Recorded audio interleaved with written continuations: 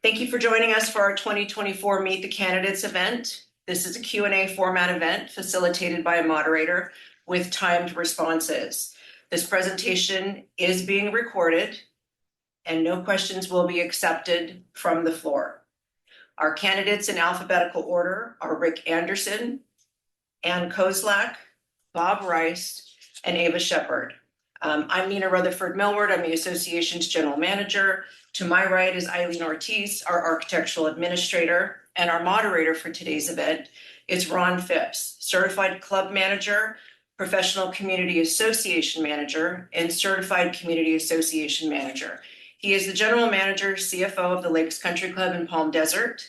He was born and raised in Southern California, graduated with honors from the University of California, Riverside with a BS degree in business administration. He began his career as an auditor with Price Waterhouse LLP, and in 1998 became the first full-time CFO of the Canyon Lake Property Owners Association, a master plan community. Ron has obtained all certifications as it relates to community association management at both the state and national level, and he also holds the CCM certification from CMAA. He currently sits on the board of directors for the Golden State chapter of CMAA, holds the position of president, and is actively involved in the Roadrunner region. With that being said, Ron, I will pass the meeting over to you. Thank you, Nina. I always like to hear about myself. Thank you for honoring me with the ability to be your moderator today, and hopefully we'll make it go pretty smooth. We're going to start off with introductions from each of the candidates. You'll have 60 seconds, and we'll start off with Mr. Rice.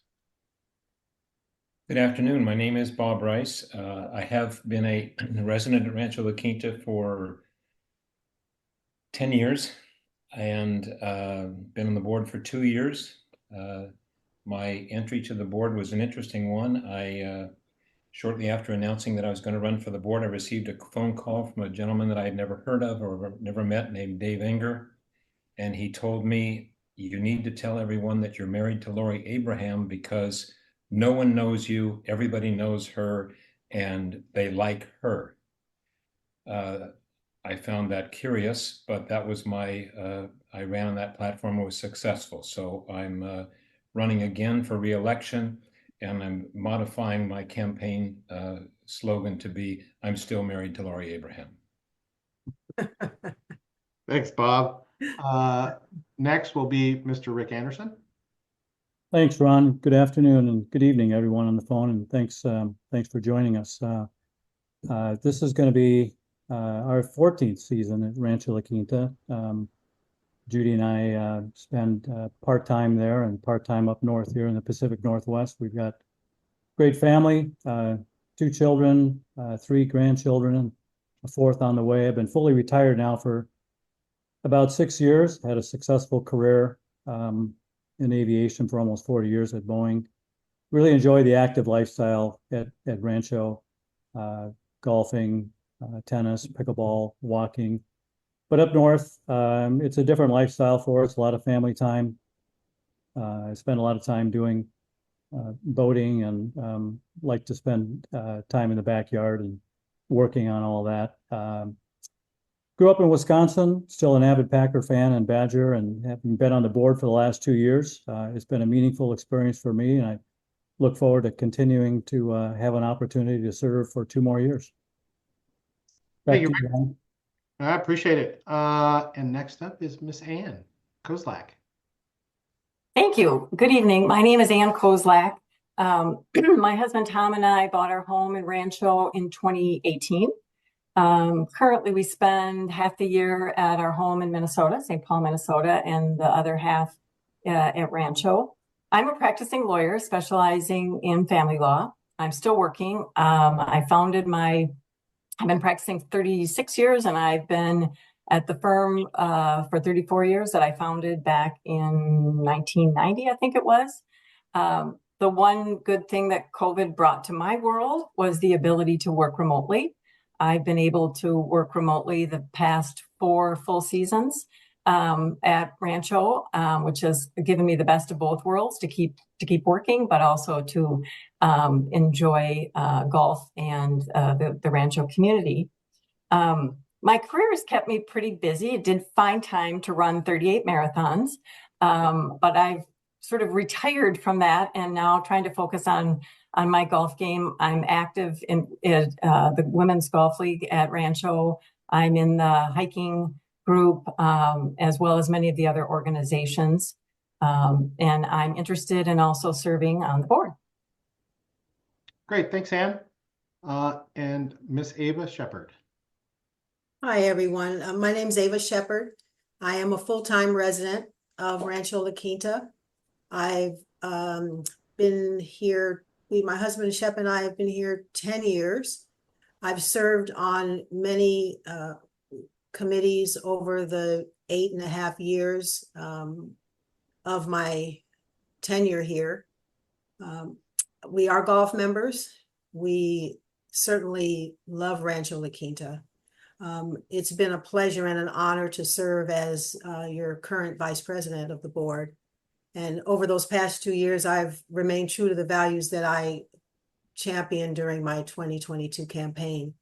I certainly, for anyone who's attended the board meetings or participated in Zoom, you know where I stand. You know, because I've been in service for so many years, I think you know who I am and what I believe. And my role here is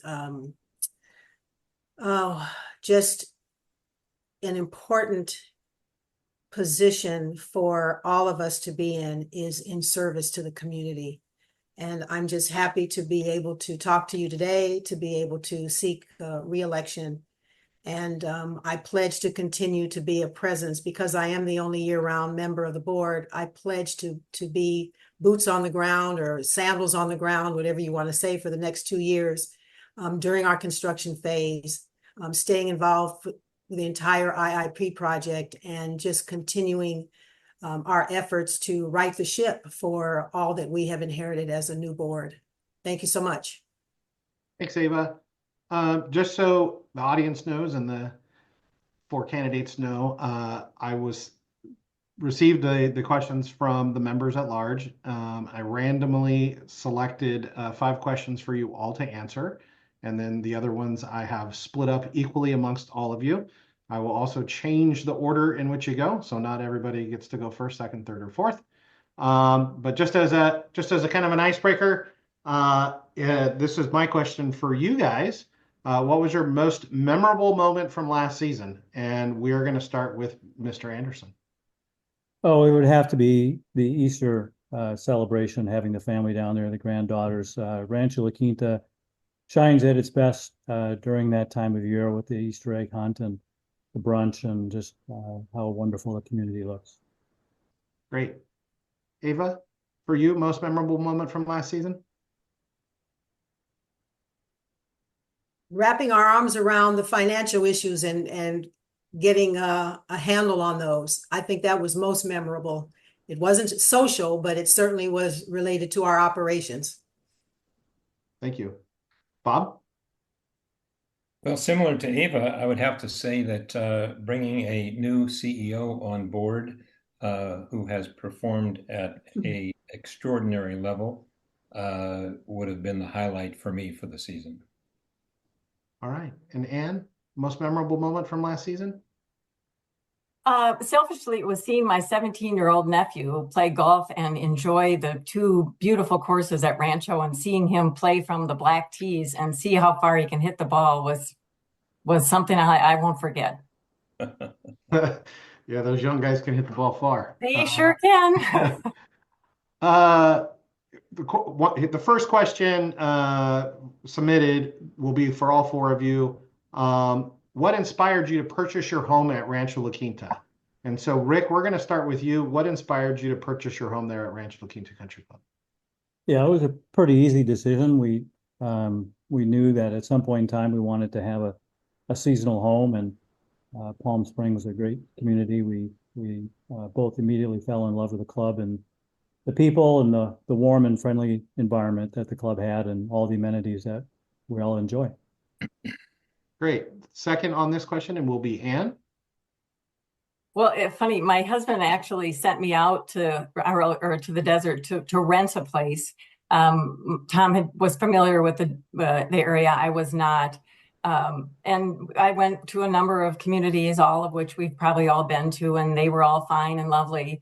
But, you know, as we all say, when you drive through the main gates on Washington, and I'd never been at Rancho, I'd never been into the community.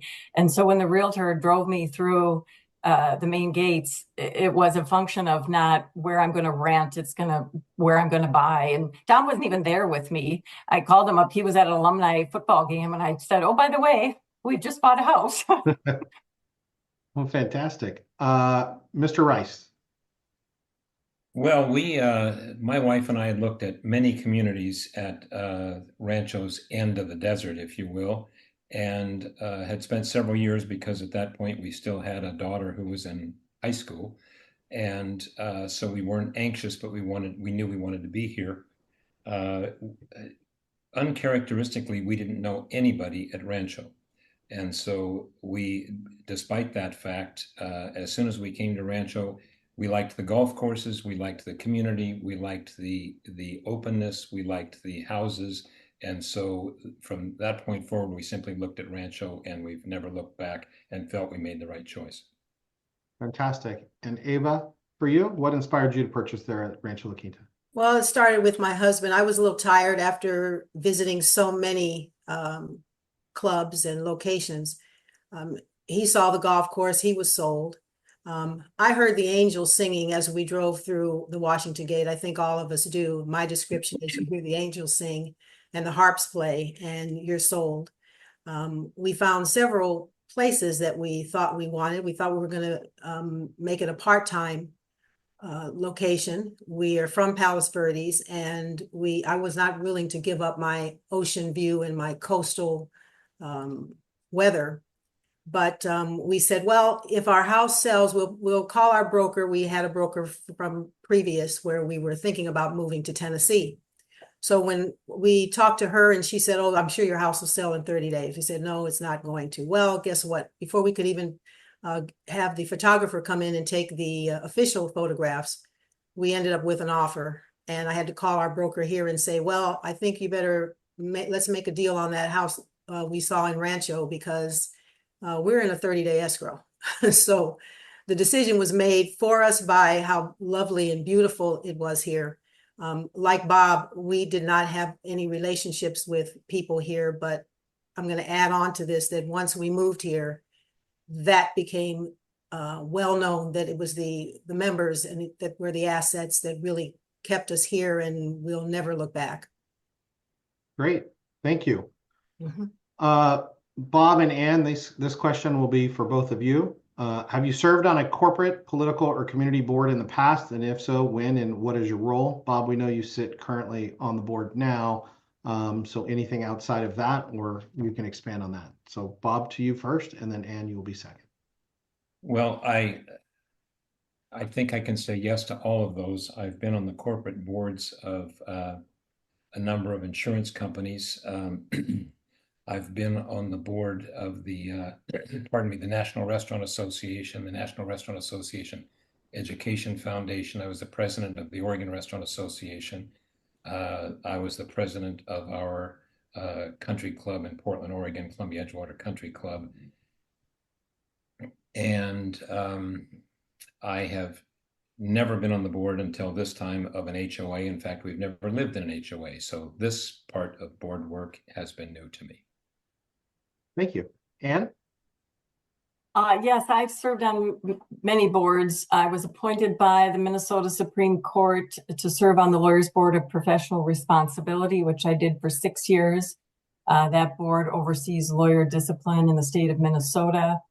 I was the president of the Minnesota chapter of the American Academy of Matrimonial Lawyers, which is a national organization with a local chapter in Minnesota. I served on the board prior to and following my presidency for another 4 years, I think it was. I am currently, since 2019, I've served on the board for the Pool and Yacht Club, which is a local pool, yacht, and dining club here in Minnesota. I'm currently on the executive committee as the secretary, which is on track to serve as the president. I have served on numerous bar association committees in multiple capacities. I served as a board member on the Minnesota Women Lawyers, and like I said, many local bar associations over the years and various leadership positions. Like Bob, I've never been on any HOA boards before, but I've had extensive board experience. Okay, well, thank you very much. Ava and Rick, we're gonna pivot to question number 3. And it's, what is your leadership style and how have you demonstrated leadership in your prior experience? Ava, we're gonna start with you on this question, and then Rick will come to you next. So Ava? Okay. My leadership style is collaborative and inclusive. I value the opinions of others and try to foster mutual respect as we are deliberating. I'll just say that my experience, I was a city traffic safety commissioner for 12 years, and 5 of those years I've chaired the commission. I've been a president of an HOA board for in my previous community for, I'm going to say 6 years. Of course, the committee's here. And I just feel that I've demonstrated that leadership in ways that keeps harmony within the body of members, the body of committee members, because in some cases we had 7 members, here we have 5. And the more members you have, the more different opinions and different experiences they bring to the table. So it's very important to listen. I guess they always say you have 2 ears for a reason, so you listen before you speak, and that's my experience on Great. boards and leadership. Thank you. Rick, we're going to move over to you. Do you need me to repeat the question? Yeah, no, I'm good. Thank you, Ron. I have always found that engaging all the stakeholders it has served well in my professional career, and certainly also carrying that over into Rancho La Quinta. And by stakeholders, I mean that, board members, members of the community, the management team.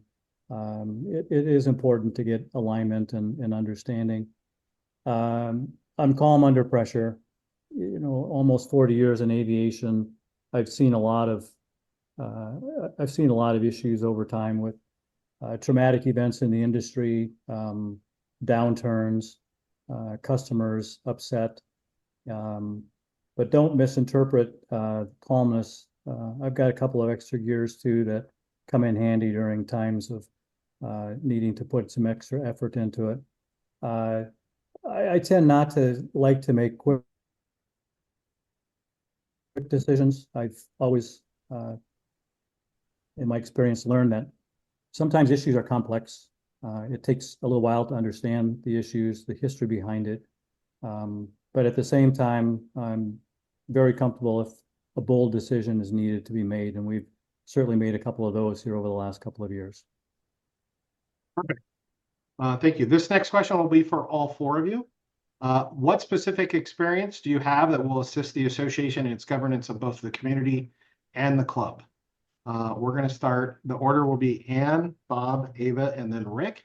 So Ann, we'll start with you. What specific experience do you have that you will assist the association in its governance of both the community and the club? Well, I think my experience as a lawyer will be a great attribute to the board. As a lawyer, I've developed and honed skills over the years that I think will be helpful and useful in terms of assisting the association in its governance and community. I think it's important, and I think I have analytical reasoning similar to Rick. I'm not quick to give an answer until I've really thought about it, and that comes from, years of practicing law. I really want to think about it. And many times after thinking about it, my answer might be different than what I was initially thinking. My experience, I don't know if it's a skill, some in my office would call it a fault, is my attention to detail. My attention to detail is an experience that I've been honing for years, and I think it is really important in helping our community. And I think finally, maybe to be a really effective communicator, I practice family law, and so the information that I have to give clients isn't always the greatest. And I think you really have to, it's not necessarily the message, but how you send the message. And that's really important. We've had some messages that the board has had to send out over the past years, and trying to make sure that the message is presented in the most neutral and transparent way. Thank you. Bob? Experience, relevant experience. Well, I am a certified public accountant, although I haven't practiced as one for quite a number of years. But that I still have presumably the knowledge and the skills relative to the many financial considerations we have at Rancho. In addition to that, I have very extensive food and beverage experience in that I built, owned, and operated a great many restaurants over a period of nearly 50 years, ranging from in the early days, sawing the boards and pounding the nails, and then in later years being in the administrative role. And so my experience and skills are primarily in finance and food and beverage. Thank you, Bob. Ava? Hi, yeah. What I bring is years of experience in construction mitigation. I worked on construction mitigation and partnered with county and city elected officials, with businesses who are being impacted by a $1.4 billion project in Los Angeles, funded by both local and federal funds.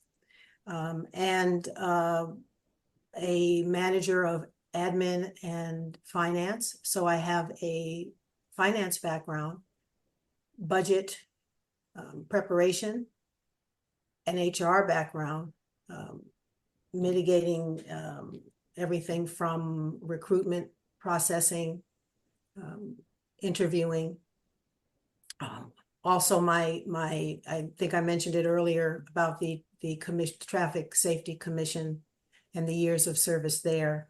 But as a career, it's been mainly admin and finance. It's been a little public relations and communication efforts, which I have tried to lend that experience here with the board on some of our communication. Still challenging, but we're coming along. And just an ability to, I think Ann mentioned, and I think Bob and Rick, we have all demonstrated that we like to pause. I always say that I like to measure twice and cut once. And that has been some of my leadership philosophy in working on boards and in groups of people. That's what I believe I have brought to the board, and I will continue to do so if reelected. Okay, Rick, to finish up this question. Yeah, well, thanks, Ron. I'll speak a little bit about our recent activity here at Rancho in terms of governance. We felt that it was important to consolidate operations between the HOA and the club. And as Bob mentioned, we brought in a new leader, Andrew Scott, to lead the overall organization and help this consolidation of our business processes and our systems.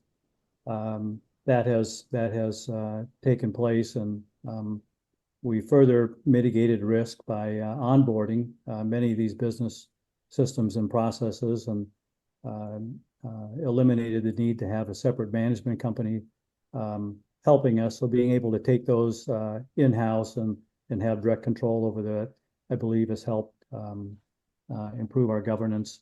We also, through our monthly meetings, look at our system controls and system processes in our monthly board meetings, which I lead, and we use that as another mechanism to make sure that we're staying the course. But I'll just add one other thing.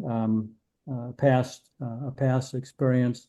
I was a board member for a joint venture between Boeing and the Chinese Aircraft Company, a government owned entity where we developed a finishing center over in Zhoushan, China. I was on that project from the development through the construction and opening in December of 2018, and that experience of working with international entity and the like to bring on a facility, a 737 finishing facility for aircraft going into mainland China was quite a big project. Thank you, Rick. This next question will be for Ava and Rick. If elected, what do you believe your roles and responsibilities should be as a board member? So Ava, we're going to start with you this time.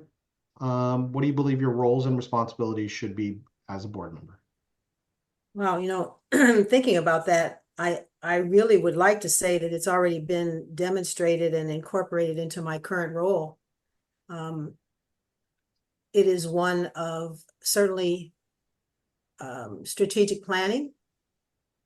It's forward thinking. It's discovery. I mean, our first year as board members, what we ended up doing is spending most of our time in discovery mode, trying to identify where were the issues, why were our books not meshing together. We, of course, we found that we had reporting relationships between the club and the HOA that were not talking to one another. I think that over the last 2 years, it's been demonstrated what the role and responsibilities are to be. They're to be truthful, they're to be transparent. I hate to use that word, but creating an atmosphere of trust with the members, being good stewards of not only the members' finances, but certainly the operation in general, and understanding that in our role now, because we are no longer a bedroom community, we're not a seasonal community, we are year-round. We now are a corporation that is 365 days a year. And we no longer have a outside entity managing us as a property manager for residents, but we now have a corporate responsibility with our CEO, controller, and with us as board members. So that was timed. Okay, thank you. That's where I see my role. Okay, Rick. Yeah, no, thanks, Ron. In terms of roles and responsibilities, I think number one, making decisions that are in the best interest of the community. Continuing to have our monthly meetings where all members have a chance to participate and listen into what is happening and provide an opinion or make a comment, in the open forum. Continuing to assure a strong financial management system and in our legal compliance. Continuing to provide frequent updates to the community as things come up, and then lastly, I would say making the necessary investments to not only improve the operations of the club, and we're going to be beginning that soon, but also to maintain the existing facility and infrastructure. Great. Moving on to question number 7. This will be for Bob and Ann. And Bob, you'll be going first on this question. If elected, what do you hope to achieve in your 2-year term? Well, I'm reluctant to say more of the same, Ron, since in my first year on the board, we had quite a bit of excitement. We achieved a lot, but it was with considerable excitement, and I hope that we are on a more stable platform at this time.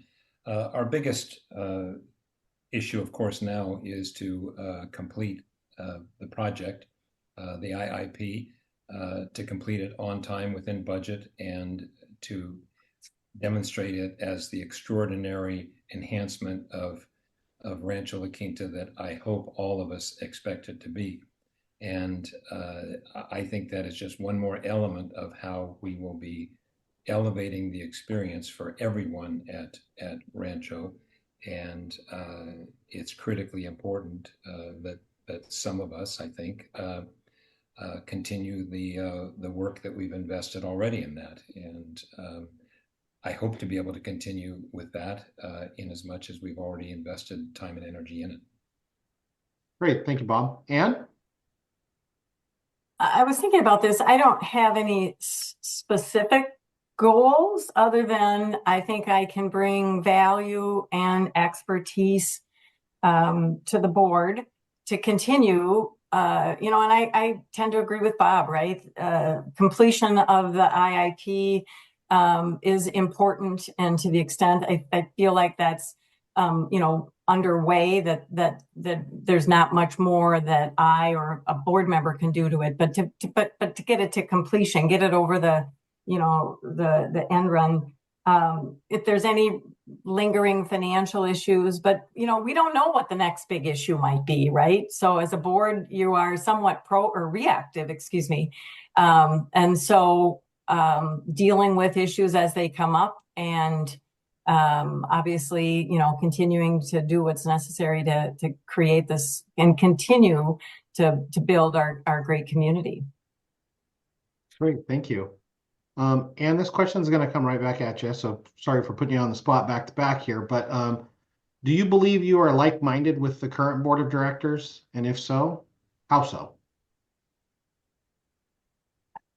I do. I mean, I haven't been on the board, but I think I would say yes. And I would think we're all, as far as I know, motivated to do what's best for the community, for the club. And so the answer is yes. Great. Thank you. The next question will be for all four of you. And it is, what do you believe is the most important issue facing your community today, and how do you recommend that the board addresses it? Bob, we're going to start with you on this question. Well, of immediate importance, Ron, of course, is the IIP, which I just mentioned. And we're in the midst of that, excuse me, about to start. The board will need to be monitoring it and husbanding that throughout the process over the continuing year or so. But more long-term, I think the pressing issue is that we not lose sight of the fact that the expectation of the community at Rancho La Quinta is that we continue to elevate the experience for everyone here. And people come here not to save money or to have an inexpensive experience, even though we've got an obligation to be cost effective and cost beneficial. We need to be delivering a quality product, and that is where our focus needs to be, both in the short term and the long term, to maintain that. Thank you, Bob. Ava? And I was writing a few notes. Certainly, all of us are concerned about the IIP and pretty much place that in the priority. I call it the shovel in the ground and a certificate of occupancy, but open communication and just enhancing that and doing a much better job at communicating to the membership, building trust. The board, I'm hoping now that the membership is trusting us more, seeing that we are good stewards, that we are doing the work of the community, and always financial strength and making sure we're financially sound, our reserves are intact. And I think those would be my 3 points. Great, thank you, Ava. Rick? Yeah, no, thanks again, Ron.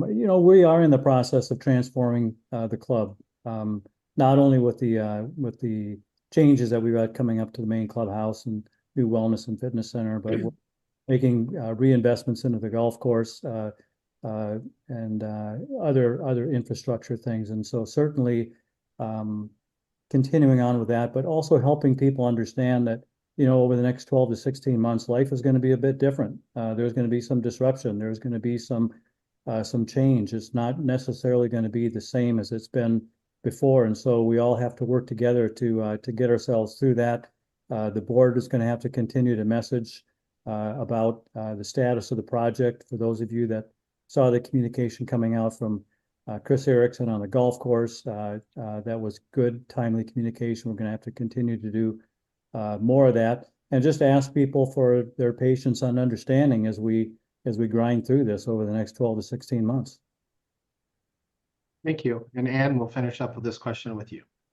I'm not sure that I have much to add. I think Ava, Rick, and Bob all touched on sort of what are the important issues facing our community. I have the same 3-4 issues. I think Rick hit it on the head, right? We need to sort of shepherd the emotions of what's going to happen over the next 12 to 16 months during the construction, and know that that's there will be some ripples in the river over the next 12 to 18 months as the construction project goes on, but we have to just remind everyone in the community that it's going to be fabulous when it's done, and we just have to sort of hang in there. Great. This next question will be for Rick and Bob.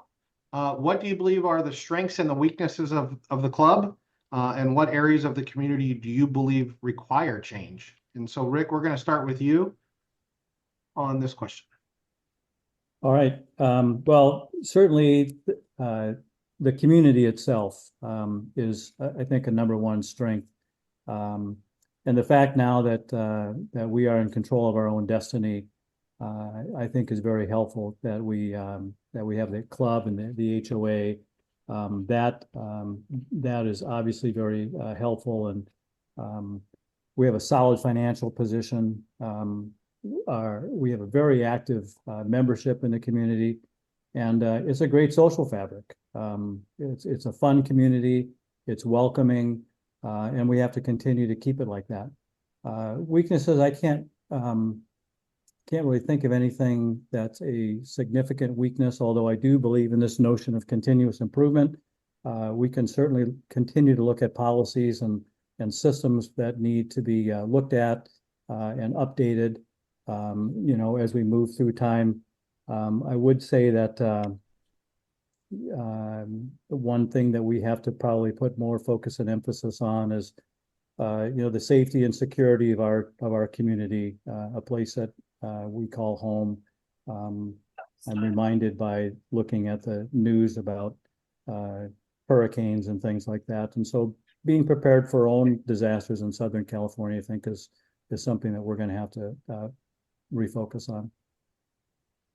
Okay, Bob. Thank you, Ron. We all talk, as we should, about the beauty of our golf courses, the quality of our golf courses, the wonderful homes we have here, the entirety of our physical property, our clubhouse, our tennis courts, and so forth. And I think we sometimes take for granted the fact that our greatest asset at Rancho is the culture of Rancho La Quinta. And no one can come to Rancho La Quinta and not, I think, become immediately aware of the culture. When my wife and I first moved here, we knew no one, and we would go for a walk, and people driving by in their cars would wave to us, and we would look at each other and ask each other, who was that? Do you know that person? And we would realize that neither one of us knew anybody, and yet people greeted us, people waved to us, and it is our greatest asset and the one that we must protect. And all of the physical infrastructure of which we enjoy and have the greatest pride in, the one we must protect is the culture. Thank you, Bob. Anything you believe requires change? No, I would not cite anything as being something that is in significant need of change. Okay, thank you very much. This next question will be for Ann and Ava. The question submitted is, what is your vision for the future of Rancho La Quinta? I know we've talked a lot about your future construction process, so if you want to expand on anything other than that, it would be great. So what is your vision for the future of Rancho La Quinta? Ann? I was looking at, as I was taking some notes, I just said, you know what? I just want this to be the best in our class in the Coachella Valley and golf communities. That's my vision, my goal, my aspiration, and it's close. It's very close. Great. Ava? Yeah, and you're absolutely right. You know, we've heard, well, we want Rancho to be a top tier club. Well, I think we already are. I think that we just need to maybe we need a new hairstyle, maybe we need a little different makeup and you know, a new shoes, a new outfit, I don't know. Regardless of the age or our background here, you know, everyone seems to feel valued. We just are such a loving community. I mean, when someone is not feeling well, if someone finds out that there's a spouse in the hospital having surgery, everybody reaches out. They bring casseroles, they bring, you know, and again, what Bob was saying, how people would greet you, you know, when you first came in, that's again, the asset are the people here. And I think the vision for the future is just a place where you don't just visit here seasonally. It's becoming more and more of a year-round community, but that eventually those that are seasonal will completely retire or decide that this is the place they want to call their permanent home. And I think that's the vision that I see. It's you know, not rocket science. We're it already. We just have to improve just a bit. Great. Thank you. This next question will be for all four of you. And the order, just to give you a heads up, will be Rick, Ava, Bob, and then Ann. Do you believe the board should focus more on cutting costs or elevating standards? Rick? Okay, I would say cutting costs. We all know what we purchased at Rancho La Quinta. We didn't buy into Rancho La Quinta for some future elevated standard necessarily. We bought into Rancho for what it was today. Our job as a board is to help work with the management team to make it the best value proposition that we can for the community, and eliminating costs and looking at ways that we can reduce the cost structure, I think is something that's very important. And what we've done by onboarding a lot of our processes and terminating the agreement that we had with the management company, I think is a good example of how we are starting to do that. Okay, thank you, Rick. Ava? Yeah, you know, it's hard to elevate standards and cut costs at the same time. I mean, it's kind of a balancing act. There has to be a middle ground. And I think that's the tough job for a governing body to figure that out. I think that in large part, we do that on a regular basis. Rick said that. I think the smart investments certainly help. And I can say that with the help of our, you know, the leadership of our CFO, we've certainly been doing that, which helps us be able to look at our standards, improve upon them, and having money to not necessarily have to save money and change our quality of life, but improve upon it because of investment. So we have to look at a number of things to try to get in the middle of that question. Thank you. Bob? Well, I'm reluctant to take the other side, but while we have an absolute fiduciary responsibility to be fiscally responsible with respect to all of our activities at Rancho La Quinta, I believe that everyone comes to Rancho La Quinta expecting to enjoy a fully amenitized community, and that includes all of the various amenities that we offer: swimming, golf, tennis, pickleball, clubhouse operations, multiple food service facilities. If people weren't looking for that, they would probably buy a single residence in a non-gated community.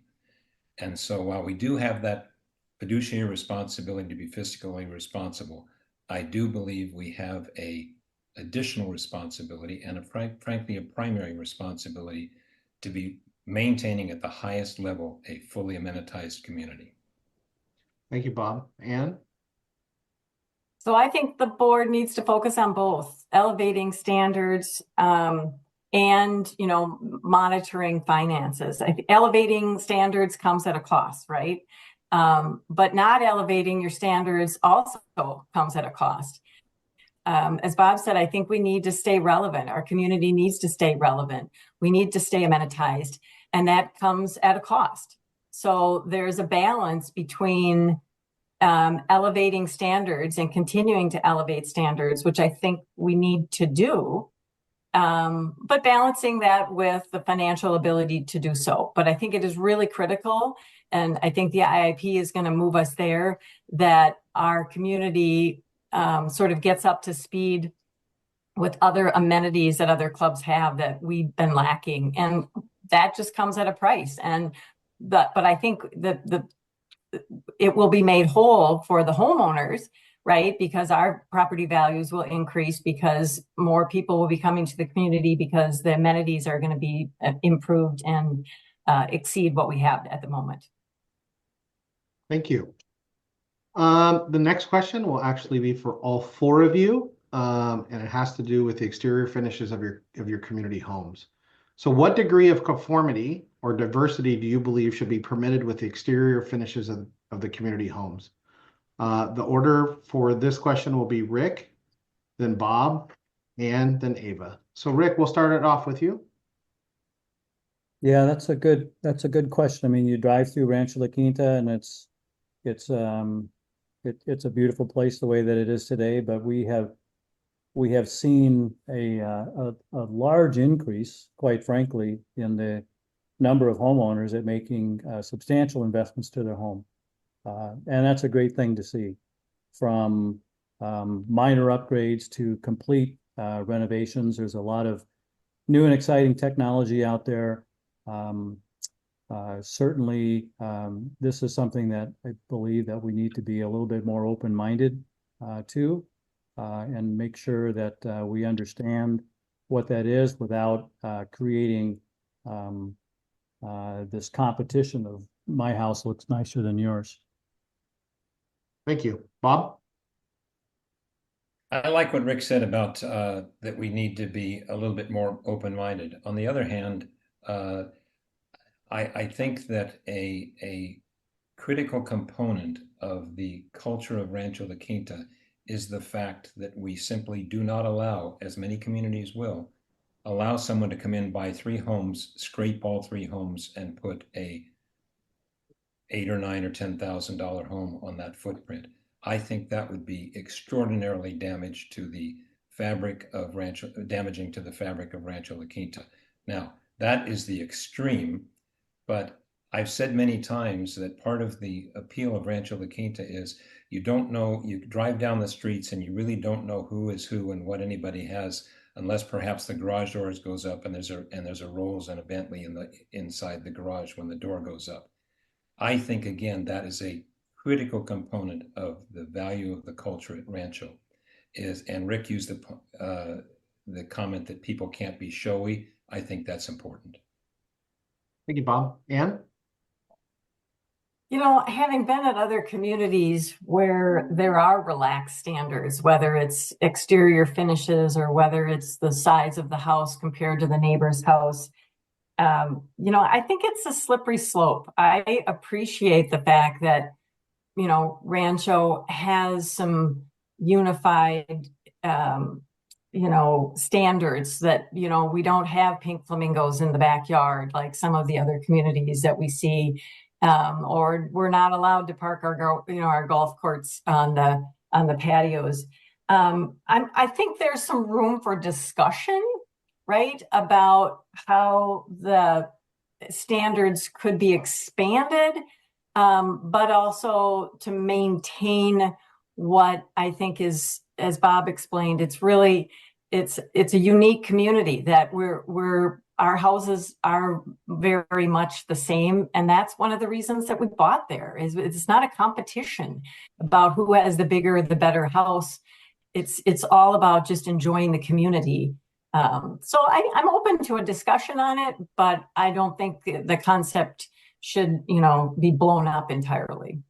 Great. Ava, to wrap up this question? Okay, Ron, I think it's interesting that I'm the last one because as the board liaison for the architectural committee, of course, I have a little bit of intimacy with it. And I'll say that we, as a board, I believe I can speak for the board, and certainly as the architectural committee, we are so happy to see how many residents are improving their property. We had over 100, at last count in September, we had about 107 homes that were improving during the summer, just for between April and September. That's huge. And one of the things we do know is that we're never going to have mid-century modern architecture. We're never going to have flat roofs. Our exterior is always going to remain the same. It's always going to be the terracotta roofs. But somewhere between that balancing act of allowing the homeowner to place some of their personal design desires within our structure is a good thing. I think over the years, we've added some color for pillows, but we've added gray or grayish because that's a more of a contemporary look. We're trying to stick with the colors of the mountains with that neutrality. We've opened up the blue water line tiles, and so we're really helping. But I think that we are striving every day to work on the guidelines, and they should be coming up fairly soon, which will help with more diversity and personal touches. Thank you for that, Ava. Just to give all the candidates and the audience at home there, we're on the final stretch here. We're down to the last 5 questions. Some of them are split between the candidates. This question will go to Bob and Rick. Do you have any formal experience with formal conflict resolution? So Rick, we'll come to you on that one. Yeah, no, thanks. I've had a career of having to deal a lot with conflict resolution. Unfortunately, in large corporate America, we have unions, we have customers, suppliers, and in the aviation industry, it's a very large industry, and there's always misunderstandings or opportunities to try to negotiate. I always found that when I was running factories to sit down with the shop stewards and have monthly meetings with them and to try to mitigate issues with workplace rules and things like that was always helpful. Sitting down with customers, sitting down with suppliers, and just going through that whole process of going through our contracts and things like that. It gets down to face-to-face, gets down to having relationships with people, and listening and trying to be creative and finding a solution going forward. Great, thanks, Rick. And Bob? Ron, I have never had any formal training in conflict resolution, but I have been married to a criminal prosecutor for 34 years. So I would say that there perhaps is an equivalency there. Fair enough. The next question will be for Ann and Ava. And Ava, you'll start on this one. How would you define your ethical approach to governance? Say what you mean what you say. Tell the truth, because that's easy to remember. I follow your gut, and because I am a California resident, I've been involved in HOAs, I look to California HOA law and Davis Sterling Act to help, and I think if you do that, you'll be fine. Perfect. Thank you, Ava. Ann? Well, as a lawyer, lawyers follow rules, right? We're very rule-based and define practices and processes. And the practice of law is very rule-based. And I've come to learn that if you don't comply with the rule or if you miss a deadline, then generally bad things will happen. And not only that, but you lose credibility with your clients, you lose credibility with your colleagues, with the judiciary. And I think that same philosophy would apply to me on the board, right? given all my years of work on the lawyers board and the lawyer discipline system, everything I do, both personally and professionally, is done, in my opinion, at the highest standard. And, I would tend to bring that to the board, and everything that I do and all my work on the board would be done at the highest ethical standard. Great, thank you, Ann. Just wrapping up here, the last couple questions will be for all of the candidates, so you all have the opportunity to answer these last questions. The order for this question will be Ava, Rick, Ann, and then Bob. And so the question is, do you believe that Rancho La Quinta should be the employer of choice in the Coachella Valley? And if so, how would you measure that by matrix?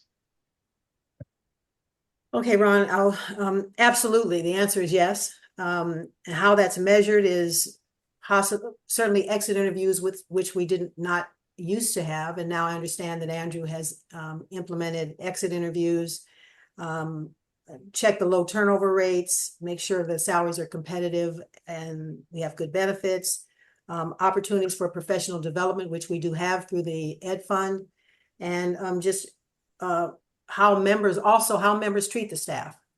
That has a lot to do with how you measure what's going on with the employees, their satisfaction, and whether or not we have a reputation of being the place that you'd like to work. Thank you, Ava. Rick? Yeah, thank you, Ron.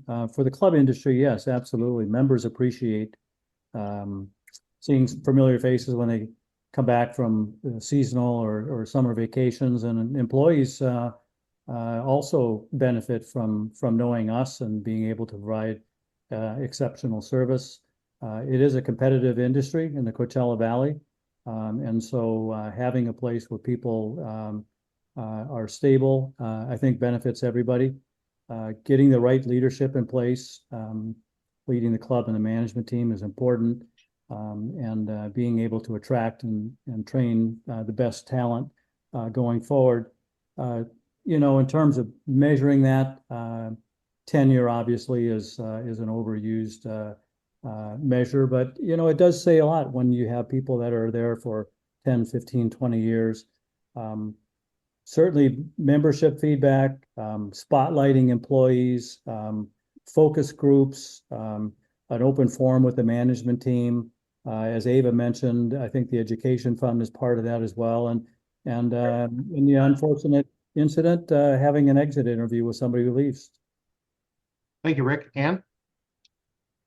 Of course, I think that Rancho should be, the employer of choice. The metrics, of course, we have to stay within our financial means. With respect to culture, respect, working conditions, et cetera, there's no reason that we shouldn't be the employer of choice. And those are easy metrics, right? As Rick said, with tenure, creating environments where people want to work in the environment because they're treated with respect. It's a good working culture. Those are, and I think we have that. I think that's, is a good attribute that Rancho already has. There's a number of employees that have been here for years. And so I definitely think we should and could, and in many respects are the employer of choice. Thank you very much. Bob, to wrap this one up. Well, I don't want to simply reiterate what everybody else has said, but of course we should strive to be a employer of choice. I think to a considerable extent we are. The two elements that I would add to that perhaps haven't been mentioned was that in order to achieve that, we must have competent leadership. I believe we do, and I believe we have made significant strides in enhancing that in the recent past. The one other one that I think is critically important is to provide an opportunity for growth. Great, Bob. To kind of wrap it up, this will be the last question, and then we'll give you a minute for some closing statements. If elected, do any of you have any conflicts of interest that we should know about that you'd have to disclose or could interfere with your fiduciary duty on the board? We'll go Ann, Bob, Ava, then Rick. So Ann? Not that I know of, no. Thank you. Bob? None? Ava? None. Mr. Anderson? No. I want to thank everybody for taking the questions from the audience at large. We've kind of finished right out at our hour mark.